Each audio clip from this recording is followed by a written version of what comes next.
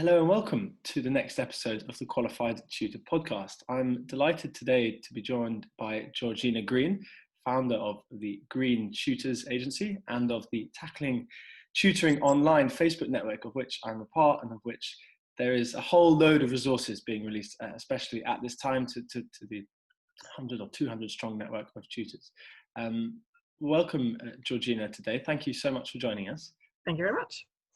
So I thought, today would be a really great conversation to have regarding some of the key aspects of tutoring, looking ahead into this summer, looking at kind of with regard to the National Tutoring Programme, having that in our mind, but also using the online environment that tutoring has now created to see what benefits that can bring to students and also to tutors, making sure that we look out for both strands. So how have you been kind of mediating the past few months with regard to online tutoring, Georgina? So from my own perspective, we did already do a fair amount of work online, and having a significant amount of experience in working in industry, working across the internet is not really a new thing for me. We have departments in other countries that we work with, but as soon as we went into lockdown, I started reaching out to some teacher friends that I knew about how things were going for them since the school closed, and I hadn't quite appreciated how big of a jump it was for them to have to go entirely online. I appreciate it would be a bit of a shock to the system to not be able to see their students in class, but they genuinely had no experience with. I think you don't appreciate how much you've had to learn to get to where you are once you've done it. So yeah, it was a big jump for them. What do you think the kind of the biggest jump has been? What was it that tested them so much early on from moving that syllabus online or moving that delivery online? We all kind of fed back with different things. I suppose there's stuff that is going to be different for teachers than for myself as a tutor. So I would introduce them to the online platforms that I use to talk to my students, and then they introduce their safeguarding restrictions that they can't actually have video calls with their students, a lot of them. So that kind of throws out everything that I was doing with my students. They can't actually see the person that they're talking to. And then once you do, how do you engage the student? And once you've set up some resources for them and you've recorded this lovely lesson for them, how do you actually engage them in doing that when they're in the class? How do you actually get feedback from them about whether they've understood what you've said? How do you get work back from them that you can't see their books for? There was a lot of obstacles for them. Yeah, you learn fast, don't you? Yeah. Yeah, I think there's research out recently that showed that kind of that the online tutoring can really make great gains in terms of catching up quicker than face-to-face tutoring. Obviously, have to see maybe perhaps more results on that, or to see perhaps further down the line what the effect of this online environment will be. But what do you see as really the key benefits of the online environment of tutoring a student, on a laptop with a virtual whiteboard? There's a lot to it. I mean, I can appreciate that there's value in actually being in the room with the student, and it's nice to be actually with them when they're learning, but it's not a requirement, and you can still build that relationship with students on the internet and through a camera. I think there's students now are much more tech savvy than the teachers themselves were as students. Like, they all know how to use their mobile phone. They can FaceTime each other, so they're quite happy to FaceTime someone else. There's an absolute wealth of resources online that you can use in your tutoring. And there's loads of things that you probably wouldn't use if you were in the classroom with them.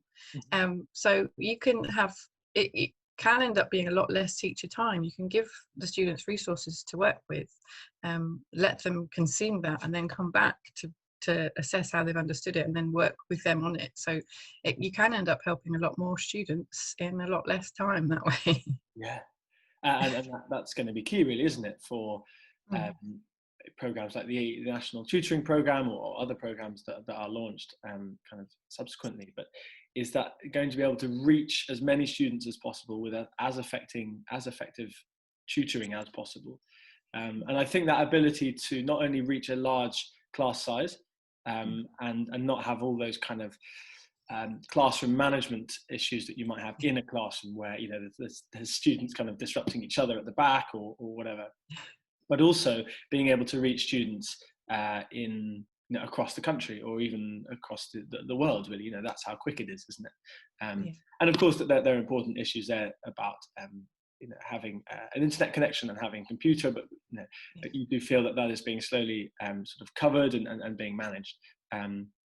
But yeah, the reach of it is really amazing, isn't it? You know, I've had, you know, early on in lockdown, you know, I was waking up kind of sort of very early in the morning to tutor students in China, and then, you know, you have a couple of hours, you know, to kind of an hour or two for breakfast and sort of get yourself together, prepare for the next session, and then it would be kind of for students who just finished their learning from school in England. And you do feel that is just really one of the most amazing parts of kind of being a tutor in lockdown, was it was all happening in front of you, and you felt like you were really kind of on you know, on the cutting edge of that.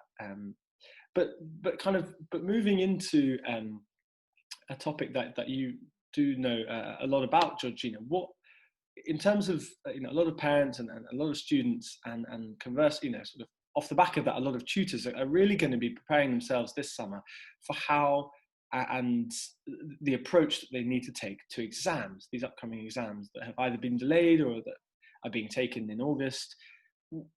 What do we think the situation is going to be looking like with these sort of retaken GCSEs and A levels? Yeah. Well, obviously, it is very worrying for the people that are having to do them, but that's probably not a new thing. I can see students getting ridiculously stressed every time they have to do exams. It's the extra uncertainty around this year that makes it a bit more intimidating. But there has been quite a lot of information shared about that. Students will absolutely be doing an exam series in next summer, and they will have the option to do a full exam series in the autumn. So the results that come out this August aren't the end for the students that were supposed to take their exams this summer. There's a lot of things being put into the curriculum and the exam schedule to make things easier for students. They're looking at moving the start back a couple of weeks, taking out some of the topics in the curriculum, removing some of the practical elements to reduce the teaching time. And there's going to be, I think there's going to be some impact from the time that we have spent working online that has produced this massive load of extra resources and greater access for students working in that way, that they'll have more potential to catch up working at home. And I think it really is going to be the students that develop those independent working skills that get the biggest benefit out of this year. Yeah, it's hard to do. It's not anything that comes easily, so it does take practice. Yeah, develop your independent working skills. Absolutely.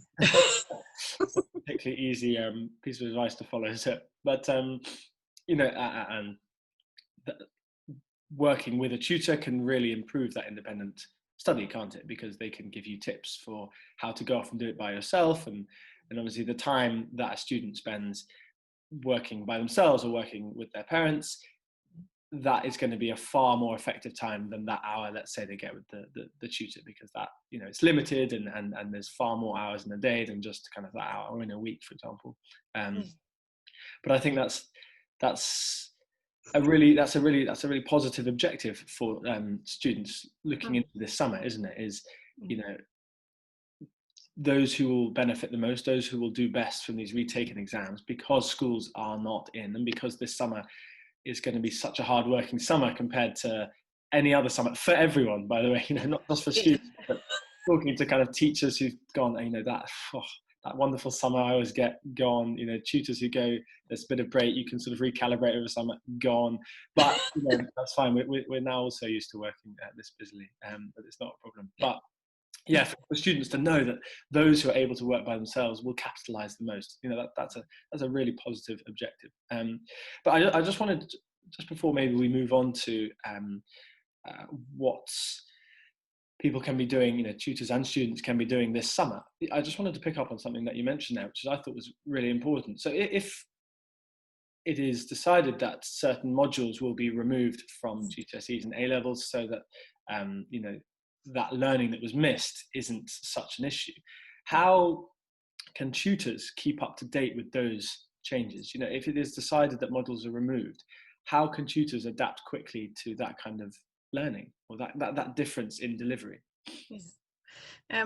So the information, all of the information that I've got, I've taken off of the gov.uk pages and the Ofqual pages, so it's all there. It's just huge documents and not the most exciting reading. When it's decided, it's that it went through a proposal. The proposal is now closed for consultation, and the final announcement is due beginning of August, so not long. And that should be, I'm sure that will be published on those same pages. And then that will lead to the exam boards having to make any adjustments to their curricula and specimen papers required. So those will all be available online. But the actual, from the way that the proposal described it, the actual changes that get made will be down to the teachers. So there'll be optional changes. So it will be different for students in different schools. So yeah, you're going to have to rely to a degree on students giving you good information, which never goes very well. Yeah, that's not what tutors want to hear, is it? No.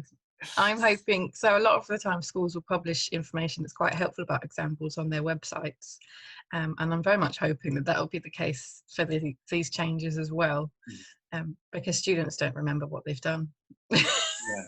No, they don't. It's not up to them, is it? Really? No. But that's a very useful point there, isn't it? Is that if you are a tutor who works with, let's say, or works very closely with a student from a particular school, or who works with several students from a school, then following their releases, social media or their press releases, will be really important. So, it's about staying up to date, isn't it? If you work with tutors who have GCSEs or A-levels this summer, it is really up to you to know what they will be learning, and following, being part of tutor communities or Facebook groups is a really good way of keeping up to date with that. There's notification comes in, I know what the history A-level course will look like. It's really as simple as that. Whereas otherwise you're having to kind of trawl through government documents, as you said. And you can't know everything, so it's much easier with a network. Somebody else will know what you're looking for. Yeah, well, if you don't know, you post it in there, and then someone replies. Yeah. So moving, off the back of that, really is a very similar vein. Is kind of what can tutors and students be doing this summer? How can we make use of this summer as opposed to other summers in the past where maybe we've taken kind of time off? What is it that needs to be done in this summer for tutors and students to be ready for the return to school? Well, it's not going to be popular, but like you said, everyone's having to do it. You just kind of have to suck it up and put the work in. I see it every year when you come back to start with students in September.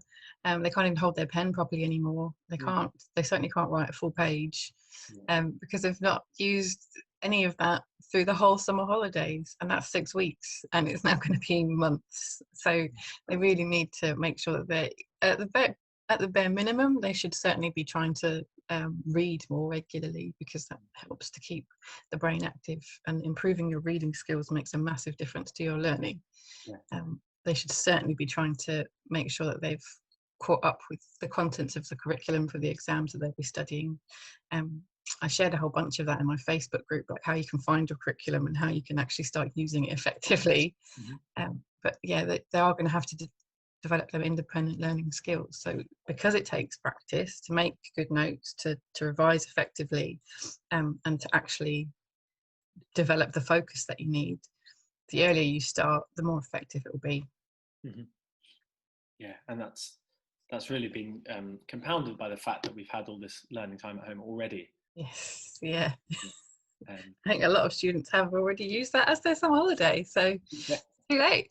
Yeah, exactly. Yeah. For some, it's a double summer holiday, isn't it? Oh, if you're able to work at home. Yeah, you've got to look at the upsides, don't you? That's a really important thing to know as well, isn't it? if you are in the routine, and if you are able to kind of, if you've been using the last 3 months kind of as best you can, then you've got to look at this summer as actually a time when you can get ahead of what you might have been before. You know, in the normal summer, no one can ever say how hard they would have worked, but this could be a time when, you know, students can actually not catch up, which is the language that the government seems to be using a lot, and which especially Julia and I at QT believe is perhaps not the best language to be using. Why not look at this as a time when students can actually make the most of there not being a whole lot to do, kind of not being able to go away, or not being able to kind of do other normal activities, but actually a time when students can get ahead and go back to school this autumn, you know, further ahead than they would have been. And you know, programs like the NTP will seek to do that. And the obviously the aim of the NTP would be that come 6, 7, 8 months time, students are actually ahead of where they would have been, and not only ahead, but the other factors of tutoring, like being a more independent learner, or falling back in love with a subject because you've had the time to go over it, and it's not just kind of been covered and then moved on.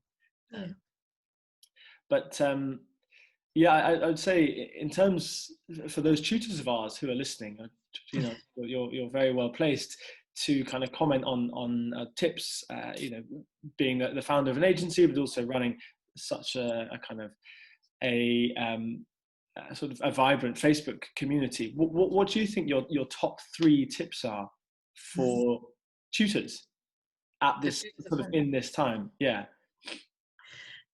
So they're actually at a massive advantage over school teachers, and I've kind of felt a little bit obliged to help them out with that so far.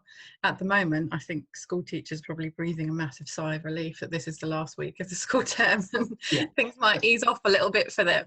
But then it's a good opportunity for the tutors to kind of step up and then help support students that are looking to get more engaged in their learning through the summer. To keep up to date with the announcements as they come out. All of this is going to happen through the summer. All of this information from Ofqual, the plans for the National Tutoring Programme, when the results come out in August for the first round of non-exam grading, like all of this is happening before September, so it's a lot to keep up with, and it really is going to make a big difference to the way that the next school year looks. So like, keep up with all of this stuff. I'm not really turning this into a top 3 tips. I think that was too. Let's make that a top 3 tip. Okay, so tip number 1 is to replace teachers. Good. Yes. Give them a break. Let teachers off for a bit. They've done sterling work. And like keep up with all the changes that are coming out over the summer, so that you know what to expect when you go back in September. And then one thing that doesn't really get mentioned as much, I think, is to kind of help your students figure out how they can get a balance, because it is still the summer and they are still going to have a stressful year. So remember to include some comments about well-being and mental health in there, and not just keep studying lots. Like it is going to be tough for them. It's always tough for them. I think it's going to be a bit worse next year. Yeah, it's going to be so long since they've been in a classroom, isn't it? Yeah, they were even scared about having to go back to school and see that many people again when they've been at home for so long. Yeah, that's a really important one. One that we touch on actually in the 4th workshop of our qualification for tutors, and you know, that just displaying that really is a key part of working one-to-one with a student, with a child, is understanding, or being the one who's able to mediate that mental health and that well-being, being another support structure for them, isn't it? Yeah. Now, I don't want to push you for a 3rd one if there's only 2 there, Georgina, but is there a top 3 that you can fill out? That was my 3. That was the 3rd. So besides keeping up with everything. Sorry, that was second. Remember to tell them to look after themselves. Yeah. Okay, maybe one of my top tips should be actually just to listen a bit. But okay, so that's a very good kind of 3 points summing up some of the stuff that we've already said, but also adding in that really important point about making them aware that it can be a tough time for them, and going further than that, showing that you are there to support them even after they've gone back to school, if you continue as a tutor for them. I think we'll see that probably a bit more. I know clients of mine have been asking about that, about how often you may just have a tutor for the summer and then you go back to school, but actually this environment is all a bit different, and that tutors are being, well, there may be a situation where tutors are kept on even after the start of school, just to sort of manage that going back to school period, and they could being there in the evenings for when, one evening a week for when the student comes back from school and is able just to sort of unload any of those kind of issues they have with that return to school and the return to work. There's a return to sort of, physically handed out homework and all that kind of thing. But really a lot of important points in there for tutors and for students, and also for parents listening, about what they can do over this summer, because that's really the most important part, is that students are able to kind of work by themselves or with their parents, i.e. not having to sort of hire a tutor necessarily for the whole summer, and being able to catch up again, or being able to really make use of this summer to go back to school the most well prepared they can be. I just wanted to end really, Georgina, with what you had so what your vision really was for the Facebook group for tackling tutoring online. Obviously there's so many resources being released on there, and there's already so much kind of conversation that I've seen on there ever since I joined. But where would you like this to go, kind of spilling over the summer into the next academic year? It really kind of evolved by itself, which is really great. I'm enjoying it. It started purely for the school teachers, because like I said, I kind of realised how much of deep water they'd been dropped into. They didn't really know their way around, and it was a steep learning curve for them. So because I felt like I'd already gone a fair way through that learning curve, I started sharing things that I thought would be beneficial, and just inviting a load of school teachers to come and join. I started doing some like demos and things for them. And loads of tutors started wanting to join. I was like, why do you want to be here? Surely this isn't interesting for you. And then realised actually not all of the tutors know how to work online. So it's kind of evolved to add more stuff that's relevant to tutors, because obviously that's my experience. And then I'm really loving the fact that now everyone's getting involved and sharing things in there. It's just become a really interesting conversation. I'm learning a lot myself. So I'm hoping that it is going to continue going, obviously through the next year, when it's going to be very unusual, but I'd like to see it grow, and we can all kind of help support each other and teach each other things in there. I think the professional tutoring is realizing that actually it has been very isolated up till now, and that actually support structures exist in every other profession, and they should exist even more so perhaps in tutoring, where it is about sharing those resources and those little tips that help just to keep the child engaged, or whatever it happens to be. I'm really loving the fact that it's kind of, and this year as well, within that group, it's connecting teachers and tutors who ordinarily kind of had this image of being opposed and doing opposite things. We are working towards the same thing, and this all of these things being announced with the National Tutoring Programme, where tutors are working inside of schools with teachers, and the support that's happening to kind of keep teachers, bring them online. All of these things are kind of killing that image, and I'm very happy about that. And you're all for that, yeah. So am I. So are we. I think it's amazing. And it could have been that tutoring, having gone wholly online, could have become even more of an isolated. But it seems actually that people being connected online more meant that they were able to sort of, these sort of communities and groups popped up more and more in response to that, which is really, that's amazing to see. Well, yeah. So if you would like to join a network such as this, see, Georgina runs the amazing Tackling Tutoring Online Facebook group. If you'd like to learn more about kind of leveling up your tutoring, or receiving CPD in tutoring, perhaps in preparation for the next academic year, then do find out more about qualified tutors qualification for tutors at www.qualifiedtutorcommunity.org. I think that there's a wealth of options now for tutors, and with the recent announcement, I think it was yesterday, wasn't it, about how applications will open in August for tutors to become academic mentors through the NTP program, through Teach First. That's a real sign that there are, concrete changes happening, that there's systems being put into place for tutors like you and I to become part of the National Tutoring Programme, and really to throw tutoring into the main national sphere. So yeah, thank you very much, Georgina, for joining us. We're on about 3 different groups now, chatting to each other anyway. So that it's amazing to see that tutors kind of all just cross-pollinating across all these different channels. But yeah, so much more to hear from you, Georgina, and thank you for providing our listeners with such a wealth of resources and kind of advice. Thank you. Very good. Okay, well, we will see you all next time. Thank you all. Goodbye.